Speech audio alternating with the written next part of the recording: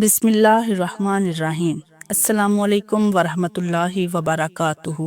मोहतरम नाजरीन, 9 मुहर्रम और 10 मुहर्रम के दिनों में जो शख्स भी ये अमल करता है, वो मर्द हो या औरत हो, ये अमल करने से अल्लाह ताला उसके नसीब को खोल देता है, उसका मुकद्दर संवर जाता है। लाखों फरिश्ते इस शख्स को सलाम करते हैं। इस शख्स के घर में अल्लाह का नूर बरसता है, उस शख्स के घर में रिज्क बरसता है। नाजरीन, मुहर्रम अल हराम इस्लामी साल का पहला महीना है, यानी मुहर्रम अल हराम से हिजरी साल का आगाज और जिलहज्जा पर हिजरी साल का इख्तिताम होता है। इस माह को हुजूर अकरम सल्लल्लाहु अलैहि वसल्लम ने अल्लाह ताला का महीना करार दिया है। यूं तो सारे ही दिन और महीने अल्लाह ताला के हैं, लेकिन अल्लाह ताला की तरफ निस्बत करने से उसकी फजीलत ज़ाहिर होती है। माह मुहर्रम की एक फजीलत ये भी है कि इस महीने का रोज़ा रमज़ानुल मुबारक के बाद सबसे अफजल है। तो नाजरीन, आज इसी महीने की मुनासिबत से जो वजीफ़ा आपके साथ शेयर करने जा रही हूँ, तो इस वजीफे और अमल की ताकत और अजमत से एक ही दिन के अंदर बड़ी से बड़ी हाजत जो आप समझते हैं कि ये नामुमकिन है, वो भी मुमकिन हो जाती है। और ये अमल भी बड़ा आसान सा है, बच्चा बच्चा इस अमल को कर सकता है। बिल्कुल मुख्तसर सा अमल है, और इस अमल का अजर व सवाब और इस अमल की ताकत और इस अमल के जरिए रिस्क इतना मिलता है कि बंदे के घर में रिस्क रखने की जगह कम पड़ जाती है। नाजरीन, ये दो इस्मा इतने ताकतवर हैं कि जब इस अमल को किया जाता है, कोई भी शख्स इन दिनों में ये अमल करता है, बस दिनों की कैद है, क्योंकि ये मौका साल बाद मिलता है। एक बार ये मौका हाथ से चला गया तो फिर दोबारा अगले साल को ही ये मौका मिलेगा। इस अमल को लिख कर रख लें, अगले साल भी काम आएगा। ये अमल बिल्कुल ही आसान सा है, बड़ा मुख्तसर सा है। अमल को तवज्जो के साथ समझिएगा, क्योंकि ये अल्लाह वालों का बताया हुआ खास अमल है, और अल्लाह वालों का बताया हुआ अमल अगर इसी तरीके के मुताबिक कर लिया जाए तो अल्लाह ताला इस अमल की तासीर और अल्लाह वालों की निकली हुई जुबान के अल्फाज की ताकत से इस बंदे को कामयाबी अता फरमा देता है। अब अमल कैसे करना है, जरा इस बात को समझ लीजिए। नाजरीन, इस अमल से अल्लाह ताला ऐसी गैबी मदद फरमा देते हैं कि बंदा खुद हैरान हो जाता है। सबसे पहले नाजरीन, आपने बावजू होकर ये अमल करना है। खवातीन भी इस अमल को करें, बच्चे भी करें। अमल तो है ही आसान सा। एक रिवायत में है कि जो बंदा इसको पढ़ता है, जिक्र करता है, इस जिक्र को अपनी जुबान पर जारी कर लेता है, जो बंदा इसको पढ़ता है, एक बार पढ़ने की बरकत से अल्लाह ताला 700 गुना तक इसको अजर सवाब अता फरमाएगा। इन दिनों के अंदर में ये अमल किया गया, इस कदर अल्लाह ताला इस बंदे को इस पर अजर सवाब अता फरमा देता है और इसकी नेकियों में इजाफा हो जाता है। मोहतरम नाजरीन, 9 मुहर्रम और 10 मुहर्रम के दिनों में सिर्फ हाथों की उंगलियों पर 21 बार पढ़ लो। पढ़ने से लाखों फरिश्ते इस शख्स को सलाम करते हैं। इस शख्स के घर में नूर और रिज्क बरसता है। मोहतरम नाजरीन, आज का जो वजीफा आपकी खिदमत में पेश करने जा रही हूँ, सिर्फ 2 दिन का बहुत ही अजीम वजीफा है। इतना ताकतवर और मुजर्रब वजीफा है कि जिसे आपने सिर्फ नमाज फजर के बाद करना है, या रात को सोने से पहले इशा के बाद कर लें। जो नाजरीन या बहन भाई सालों साल से परेशान हैं, रिज्क की तंगी है, मुश्किलात हैं, परेशानियां हैं, इनसे गुजारिश है कि नमाज फजर या किसी भी नमाज के बाद 2 दिन का ये वजीफा अपनी जिंदगी में लाजमी कर लेना। वो लोग जो अपनी माली परेशानी को फौरी तौर पर खत्म करना चाहते हैं और रिज्क की कुशादगी चाहते हैं, तो वो लोग आज का ये वजीफा लाजमी करें। नाजरीन, आपको 1 मिनट भी नहीं लगेगा इंशाल्लाह, और आप ये वजीफा पढ़ लेंगे। मगर फजर के बाद आपको ये वजीफा पढ़ना है, और आप अगर चाहते हैं कि दौलत की बरसात हो जाए और माली मदद आपको फौरी तौर पर मिल जाए, तो ये वजीफा लाजमी पढ़ लें। नाज़रीन, अपनी मुश्किलात को ख़त्म करने के लिए अपने तमाम परेशानियों को, जो पैसों को लेकर हों, जो रिस्क को लेकर हों, जो दौलत को लेकर हों, पूरी दुनिया में इस वक्त जहाँ कहीं भी मेरे बहन भाई दुख में हैं, तकलीफ और माली परेशानियों में हैं, कर्जों में डूबे हुए हैं, मेरे तमाम बहन भाई आज का ये वजीफा फजर की नमाज के बाद कर लेना। جب بھی آپ فجر کی نماز کے بعد انشاءاللہ یہ وظیفہ کرو گے، آپ کی تمام مالی پریشانیاں، قرض کی تنگی سے نجات انشاءاللہ سب ختم ہو جائے گی۔ اس دور میں اکثر لوگ یہ شکایت کرتے ہوئے نظر آتے ہیں کہ ہمارے رزق میں برکت نہیں ہے، ہم روزی کمانے کے لیے اتنی محنت کرتے ہیں، دن رات محنت کرتے ہیں، دن رات جدوجہد کرتے ہیں اور اپنی ساری توانائیاں کھپا دیتے ہیں، لیکن پھر بھی خرچے پورے نہیں ہوتے، بلکہ الٹا ہر مہینے قرضہ چڑھ جاتا ہے۔ اس صورتحال کو سامنے رکھتے ہوئے یہ سوال پیدا ہوتا ہے کہ رزق میں برکت کیسے آ سکتی ہے اور وہ کون سے اسباب ہیں جنہیں اختیار کیا جائے تو رزق میں برکت آ جاتی ہے اور اس سے تمام اخراجات پورے ہو سکتے ہیں۔ پہلی بات یہ ہے کہ ہمیں اس بات پر مکمل یقین ہونا چاہیے کہ ہم سب کا رزاق اللہ تعالیٰ ہی ہے، اس کے سوا کوئی رزاق نہیں، وہ دیگر اختیارات کی طرح اس میں بھی لا شریک ہے۔ کائنات میں ہر جاندار کے رزق کا ذمہ اللہ تعالیٰ نے اپنے اوپر لے رکھا ہے۔ اس کا فرمان ہے زمین میں چلنے والے ہر جاندار کا رزق اللہ کے ذمہ ہے اور رزق کے فیصلے اللہ تعالیٰ آسمان سے کرتا ہے۔ اللہ تعالیٰ کا فرمان ہے آسمان میں تمہارا رزق ہے اور وہ بھی جس کا تم سے وعدہ کیا جاتا ہے۔ رزق اللہ تعالیٰ کی ایسی نعمت ہے جس کی تقسیم کا اختیار اللہ تعالیٰ نے اپنے پاس رکھا ہے۔ اللہ تعالیٰ کے ارشاد کا مفہوم ہے اللہ تعالیٰ تو خود ہی رزاق ہے، مستحکم قوت والا ہے۔ اللہ تعالیٰ بعض لوگوں کو کشادہ اور وسیع رزق عطا کرتا ہے اور بعض لوگوں کے رزق میں تنگی فرما دیتا ہے۔ ایک منظم ضابطے کے مطابق اللہ تعالیٰ تمام مخلوقات کو اپنے وقت پر رزق پہنچاتا ہے، چاہے وہ زمین پر چلنے اور رینگنے والے جاندار ہوں یا ہوا میں اڑنے والے پرندے ہوں یا سمندروں کی تاریکیوں میں بسنے والے جاندار۔ اللہ تعالیٰ کی نگاہ سے اوجھل ہیں اور نہ پہاڑوں کی چوٹیوں پر بسیرا کرنے والوں کو اللہ تعالیٰ بھول جاتے ہیں۔ اللہ تعالیٰ فرماتا ہے اور زمین پر چلنے والا کوئی جاندار ایسا نہیں جس کا رزق اللہ نے اپنے ذمے نہ لے رکھا ہو۔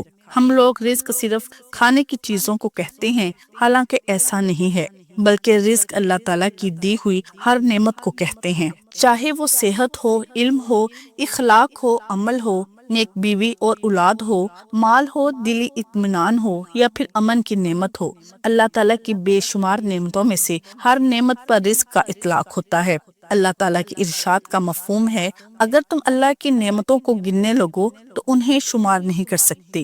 یہ اللہ تعالیٰ کی حکمت ہے کہ رزق کی تقسیم میں لوگ مختلف ہیں، بعض کو وہ اپنی حکمت بالغہ کی وجہ سے زیادہ اور بعض کو کم دیتا ہے۔ اللہ تعالیٰ کا ارشاد گرامی کا مفہوم ہے اور اللہ تعالیٰ نے تم میں سے کچھ لوگوں کو رزق کے معاملے میں دوسروں پر برتری دے رکھی ہے، دنیاوی زندگی میں ان کی روزی کے ذریعے بھی ہم نے ان کے درمیان تقسیم کر رکھی ہے۔ اس حقیقت کو سمجھنے کے بعد بہت سارے مسائل حل ہو جاتے ہیں، نہ کسی سے حسد ہوتا ہے، نہ دشمنی کے آثار نمایاں ہوتے ہیں، نہ اپنے آپ کو حد سے زیادہ مشقت میں مبتلا کرنا پڑتا ہے اور نہ رزق کو تلاش کرنے کے لیے غلط راستوں کو اختیار کرنا پڑتا ہے۔ حلال طریقے سے رزق طلب کرنا بھی اللہ تعالیٰ کی اطاعت ہے۔ اسلام ایک مکمل ضابطہ حیات ہے، یہاں عقائد بھی دین ہے، نماز، روزہ، زکوٰۃ اور حج بھی دین ہے، معاملات بھی دین کا حصہ ہیں، معاشرت بھی دین میں شامل ہے اور اخلاقیات بھی دین کا ایک اہم جز ہیں، لہٰذا رزق حلال کمانا بھی دین ہے۔ حلال رزق کمانا تقدیر کے خلاف نہیں ہے۔ استغفار کے فضائل میں یہ بھی ہے کہ اس کی کثرت انسان کی پریشانیوں کو دور کرتی ہے اور رزق میں بھی برکتیں نصیب ہوتی ہیں، جیسا کہ حضرت عبداللہ بن عباس سے روایت ہے کہ دو جہاں کے تاجدار مکی مدنی سرکار صلی اللہ علیہ وسلم کا فرمان برکت نشان ہے، جس نے استغفار کو اپنے اوپر لازم کر لیا، اللہ پاک اس کی ہر پریشانی دور فرمائے گا اور ہر تنگی سے اسے راحت عطا فرمائے گا اور اسے ایسی جگہ سے رزق عطا فرمائے گا جہاں سے اس کا گمان بھی نہ ہوگا۔ استغفار ایک ایسی بہترین نیکی اور عبادت ہے جس کے ذریعے مسلمان اپنے نامہ اعمال کو مضبوط کر سکتا ہے اور اللہ پاک سے مغفرت طلب کر کے جنت کا بھی حقدار بن سکتا ہے۔ روایت ہے کہ سرور کونین نانائے حسنین صلی اللہ علیہ وسلم نے ارشاد فرمایا، خوشخبری ہے ان کے لیے جو اپنے نامہ اعمال میں استغفار کو کثرت سے لائے۔ انسان نسیان سے بنا ہے جس کی وجہ سے انسان سے خطا ہوتی رہتی ہے، لیکن اللہ نے انسان کو بچانے کے لیے ایک طریقہ عطا فرمایا ہے جسے استغفار کا نام دیا گیا ہے۔ استغفار کے ذریعے بندے سے جو غلطیاں اور گناہ سرزد ہوتے ہیں ان سے بندہ نجات پا لیتا ہے۔ لوہے کی طرح دلوں کا بھی ایک زنگ ہے اور اس کا پالش استغفار ہے۔ خوشخبری ہے اس کے لیے جو اپنے نامہ اعمال میں کثرت سے استغفار کو لائے۔ گناہوں سے استغفار یعنی توبہ کرنے کے حوالے سے ایک جگہ آپ صلی اللہ علیہ وسلم نے ارشاد فرمایا، جس نے اپنے اوپر استغفار توبہ کو لازم کیا، اللہ پاک اس کی ہر پریشانی کو دور فرمائے گا اور ہر تنگی سے اسے راحت عنایت فرمائے گا، اور اسے ایسی جگہ سے رزق عطا کرے گا جہاں سے اس کا گمان بھی نہ ہوگا۔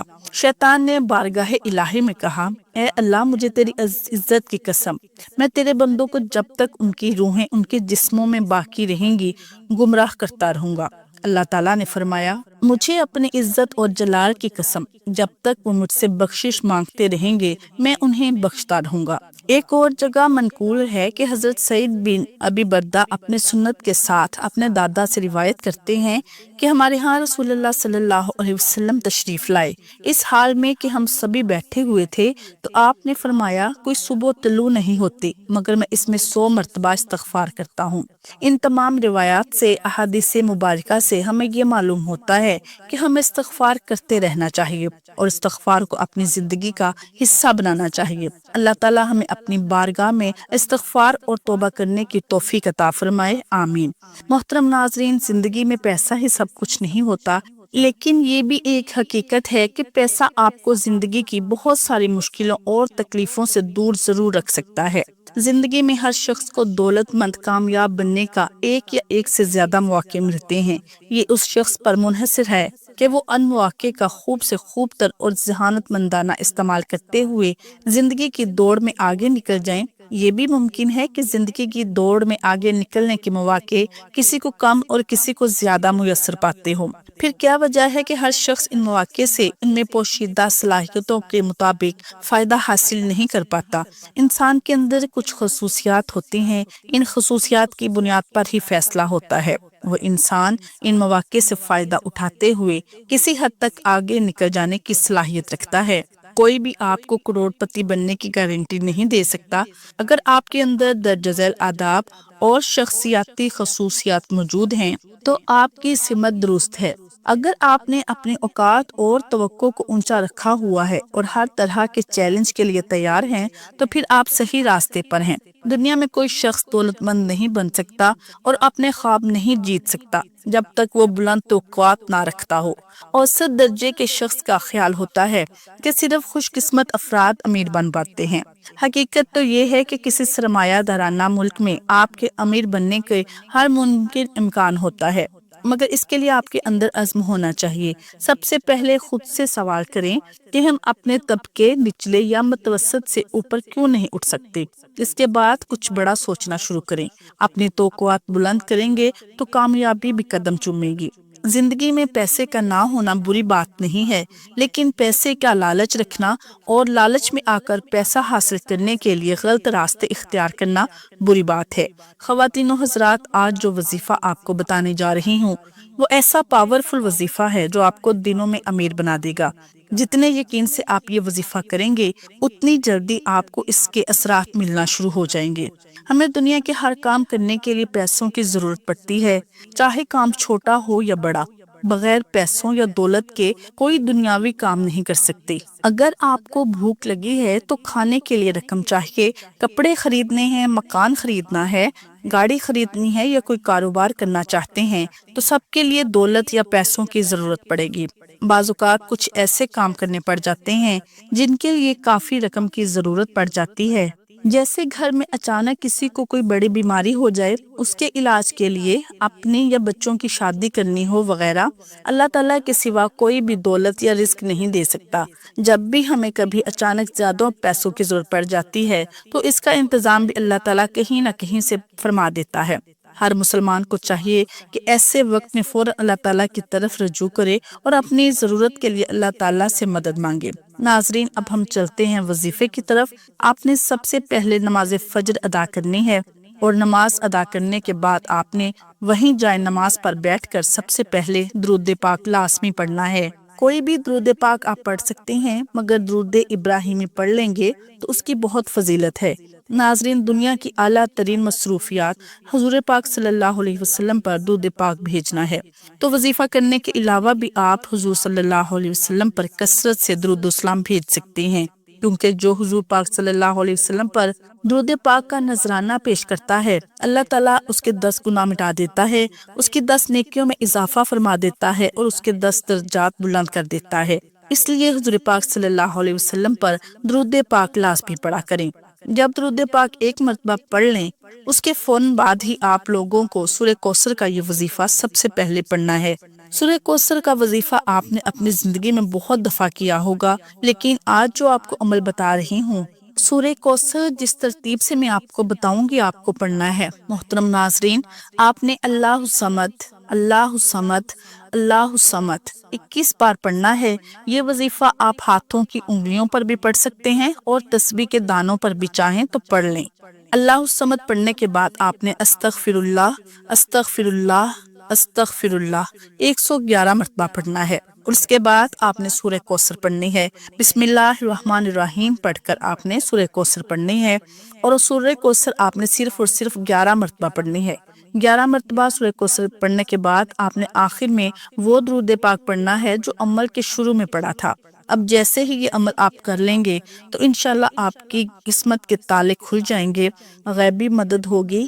ناظرین، وظیفہ مکمل ہونے کے بعد اللہ تعالیٰ کی بارگاہ میں رو رو کر گڑ گڑا کر دعا کرنی ہے، اے رب ذوالجلال، سب مسلمانوں پر اپنا رحم و کرم عطا فرما، ان کی تنگ دستیوں کو دور فرما، رزق میں وسعت عطا فرما، بیماروں کو شفا عطا فرما، ہمیشہ شکر کرنے والا بنا، اور ہماری دنیا و آخرت سنوار دے، آمین۔